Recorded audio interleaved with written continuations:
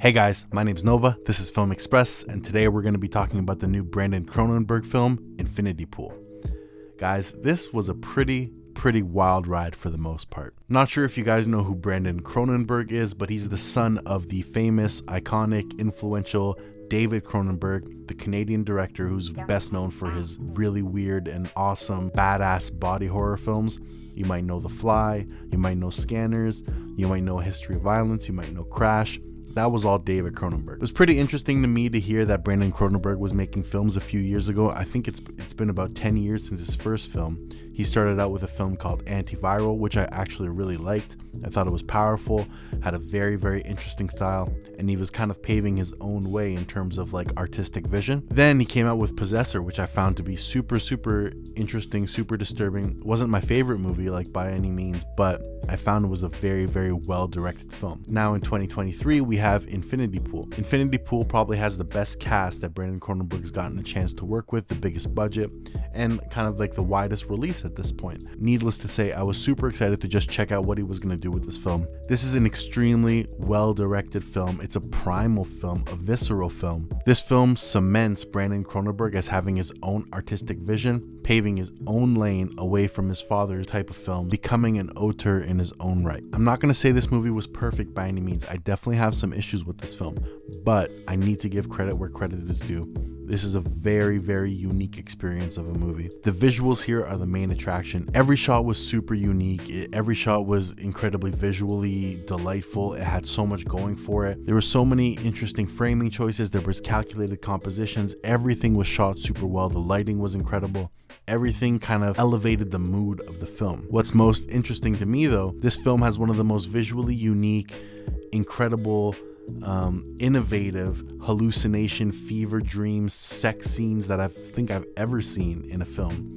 In fact, there's a lot of sex scenes that I find, they don't really serve the story well. They're kind of just there, a chance for the actors to get naked. This scene here in this film, it was super bonkers. It was crazy. It was wild. It was shot extremely well. It was super unique. It was done with a new flair that we don't really see in films today. On top of all that, it actually served the story well. It kind of really lended itself well to the madness of the story at that point.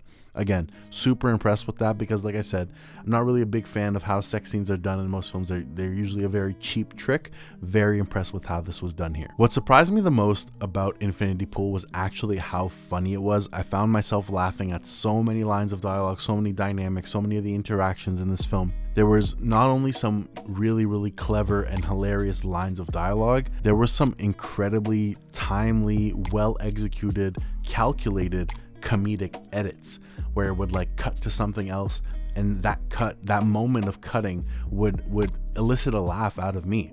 That's super interesting in itself. It shows the power of filmmaking because sometimes it's not just about the lines being said, it's really about the images, the contrasting of images, and how you can lead up to a big moment, whether it's a laugh or an emotional moment or anything, but you can lead up to those moments with the rhythm and the editing. I'm really impressed with the editing here. I'm really impressed with the visuals. I'm really impressed with the writing overall. I'm not going to say the writing was perfect, but it was really strong and it surpassed my expectations, which is great. In terms of the acting, if you guys know, Alexander Skarsgård is in this as well as Mia Goth. Now, Alexander Skarsgård, he was alright in this. He was pretty good. This is truly and utterly Mia Goth's show. She is super captivating, she's engaging, she's charismatic, she basically steals every single scene she's in. She gives such a unique performance in this.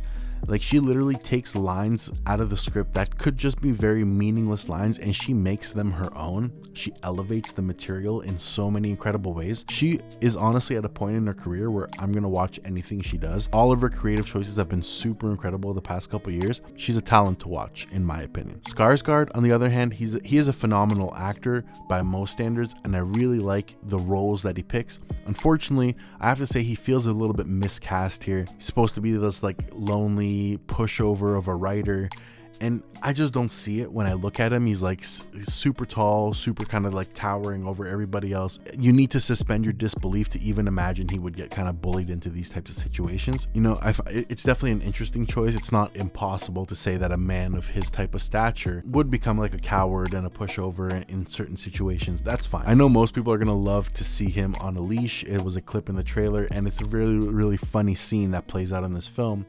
and obviously it's super weird, it's super fetishistic, and it works. It really, really does work. Even if his performance was not phenomenal by any standards, he still does a really good job in this film, and the film does not suffer at the hands of his performance. There was nothing that ended up being worse just because he acted in it. What's interesting to me, this film is really, really carried by the style. The substance is pretty great. It's not style over substance, but it's a lot more style than it is substance, you know? What I think Brandon Cronenberg does really well is he has fantastic premises for films, and he has fantastic ideas of what he's trying to portray. In this film, it's more about the institution of policing, crime, criminals, the legal system, stuff like that. And it also talks about how the rich interact with these institutions. There's been kind of 4 or 5 films in the past few years that are almost serving as satires of the rich. This is another one of them. So if you're tired of that satire, if you're tired of that angle, this may not work for you, but overall I'd still say this is worth watching. What really stands out to me the most, it's like the plot can get quite intricate.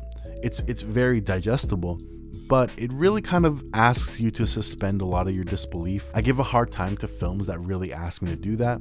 It's not that it's a bad thing, I just think that things can be grounded in more reality where the stakes feel so high. That's really where the problem is with this film. In Infinity Pool, you never really feel like anything is at risk. You never really feel like the stakes are that high. It's not to say the movie is bad. I really, really enjoyed watching it. I just wanted more. There was such a cool setup that it was obviously not afraid to go in really disturbing or odd places.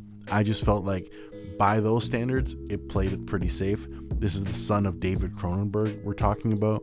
This is the guy who made Possessor and Antiviral, and yet this still feels like his tamest movie. It's not a big criticism, it's just something I should point out.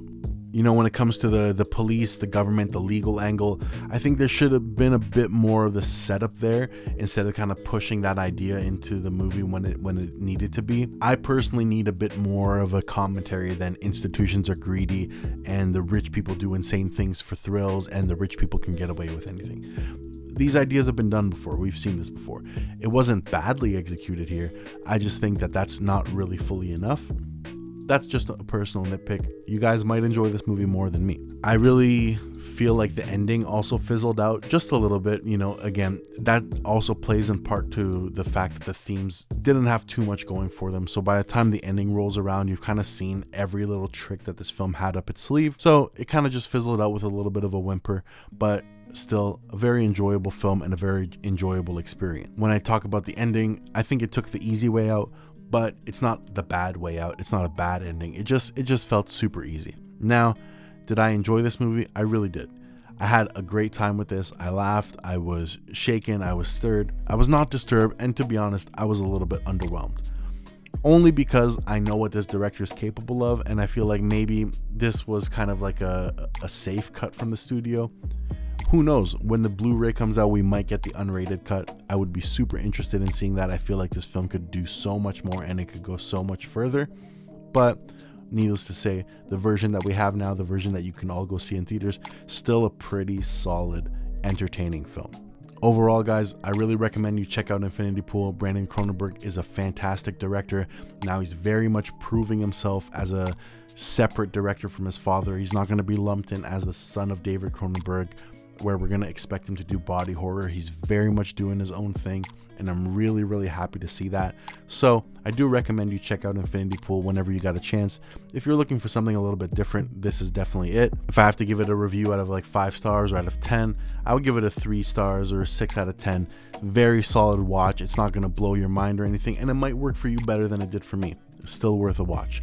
So guys, that's my review of Infinity Pool. I had a great time with this film. What did you guys think? Did you guys like the movie? And if so, please, put some comments down below. Let me know what you thought. Please like and subscribe, guys. It would really, really help the channel. I'm going to try my best to bring out more reviews for you guys and some video essays coming in the near future. So please stay tuned. You guys know me. My name is Nova. This is Film Express, and I'll see you guys on the next one. See ya.